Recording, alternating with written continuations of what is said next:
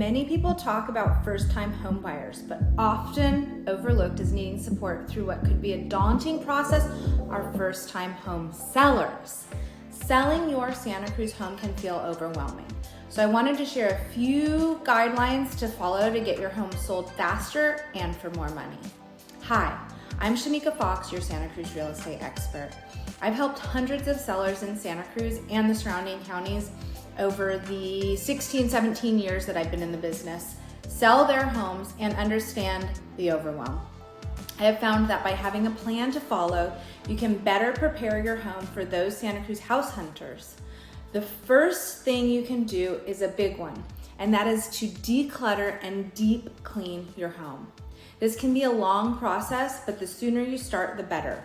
Take a really good look at each room and pack up anything and everything that you won't need for the next few months. This includes any and all personal items, yes, including your photos. Remember, you've got to move the stuff anyways, so you're getting a head start. Next, make sure that your home is super clean, like white glove test clean.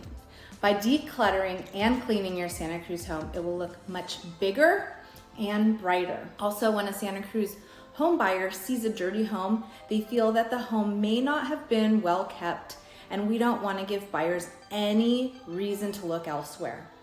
Help your Santa Cruz home shine to prospective home buyers by polishing any hardware like doorknobs or handles on your cabinets and making sure that those tile floors and countertops shine by deep cleaning even the grout. You also want to finish any of those little projects you started but never got around to finishing, and be sure that structural and or all mechanical items are in working order.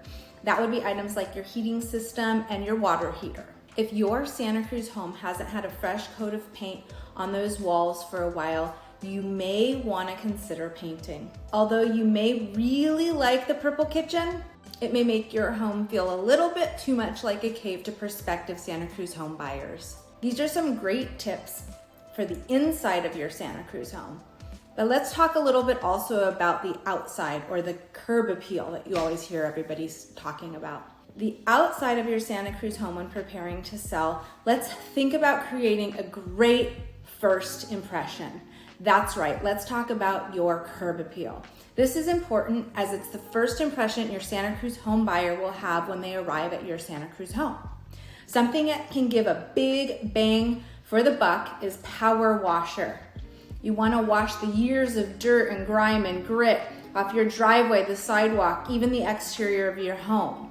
You also want to pay attention to the front door.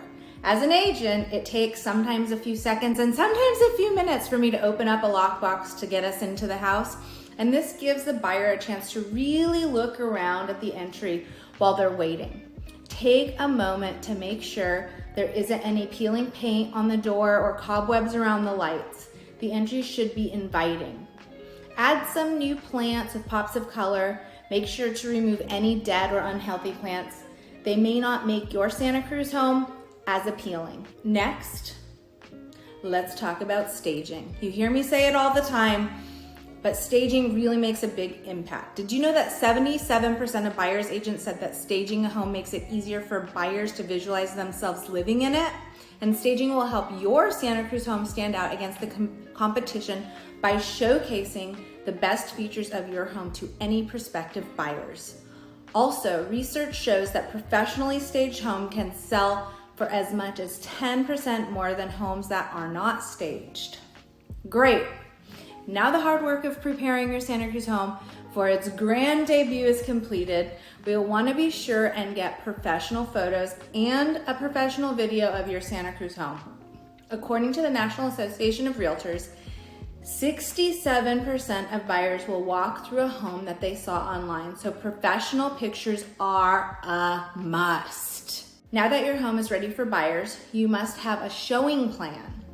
Buyers and their agents may request a showing of your home at any time, and you must be prepared because we really want to get as many buyers into your home as possible so that we can get the most amount with the best terms. Until your home is under contract, it's important to be able to leave your home at a moment's notice. A few things you can do is plan simpler meals for easy cleanup. and make plans for some outdoor activities. Also, find a place to bring your pets during showings. These steps will help in selling your Santa Cruz home faster and for more money. Other things to think about are inspection issues and things to consider. Should you do a home inspection if you're selling your home prior to us putting it on the market? Now that you've spent time really preparing your home for sale, why should you worry about a home inspection? I get that question all the time. Let me tell you why. The home inspection on your home is just as important as your contract offer. Almost every buyer whose contract is accepted will do or will want a home inspection.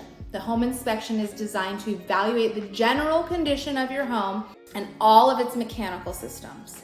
The inspection can either make or break your deal. So spending a little time on some of these issues before your home goes under contract will most likely save you time and money in the end. Also, knowing what repairs that may come up and the cost to fix them will help give you a better understanding of what your true proceeds will be.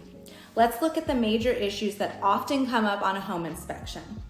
Number one are electrical issues. Make sure that all outlets, GFCIs, and switches work and replace any broken outlet covers. Also, replace burned out light bulbs to avoid a negative observation like lights are inoperable on the report that may suggest an electrical problem. Number two, water and plumbing. Make sure you don't have any leaky faucets or signs of leaking under your cabinets in the kitchen and bathrooms or on the outside spigots. Number three is the HVAC system. Clean or replace dirty HVAC air filters. They should fit securely. Number four, test smoke and carbon monoxide detectors and replace dead batteries. Number five, attend to broken or missing items like doorknobs, locks, latches, window panes, screens and locks, gutters, roof tiles, downspouts, and chimney caps. Number six, in the pest reporter section is section 1 and section 2 items. These include dry rot. Dry rot often occurs around door frames on exterior doors or on the siding of homes. This is common in that they are older and have had a lot of sun and or moisture exposure, but it can be addressed. Also, be sure to remove stored items and debris and wood from underneath the home in the crawl space. These may be cited as conducive conditions for termites, or they very well may already have termites on them. Also, be sure to trim any tree limbs about 10 feet away from the house. Number seven, doors. Make sure that all of your doors open, close, and lock easily. Garage doors must also have working safety features like sensors. Lastly, number eight, RECAULK around tubs, showers, and countertops in bathrooms and countertops in the kitchen. Checking these areas before your home inspection is an investment in selling your property. Okay, let's talk about multiple offers. Which offer should you choose?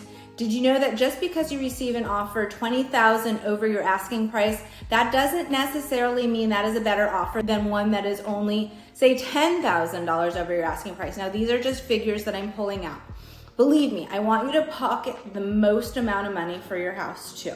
So I understand why you'd be confused. But let's break it down to some key things to think about besides that offer price when you find yourself reviewing multiple offers. And my philosophy, you've heard me say it before, is to always do a multiple counter to all the offers that come in. So first on the list, closing date. Does the date match with your desired time frame, or will you be couch surfing for a few weeks while you wait for your next house to close? How important is that date to you? What type of financing does the offer have? Are they offering cash or getting a loan? Did you know the type of loan needs to be taken into consideration based upon the condition of your home and other contributing factors? Certain loan types have stricter appraisal requirements than others.